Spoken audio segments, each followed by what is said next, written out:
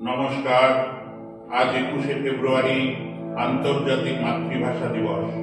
আমরা সুরাঞ্জনের পক্ষ থেকে ভাষা আন্দোলনের শহীদদের প্রতি শ্রদ্ধা জানাই। আজ এমন একটি দিন যা আমাদের মাতৃভাষার শক্তি, সৌন্দর্য এবং গুরুত্বের কথা মনে করিয়ে দেয়।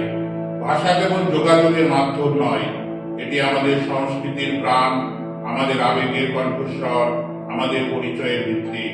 আমরা বাংলায় কথা বলি, যে বাংলা মিশে আছে রবীন্দ্রনাথের গানে, নজরুলের কবিতায়, গঙ্গার স্রোতে, পদ্মার ঢেলে। আমাদের জীবনের প্রতি ক্ষণে ক্ষণে আমরা অনুভব করি বাংলা ভাষার মধুর বোল। প্রতি শ্বাসে পাই বাংলা ভাষার ঘ্রাণ। এই শস্য শ্যামলা, সুজলা সুফলা বাংলা আমার প্রাণ।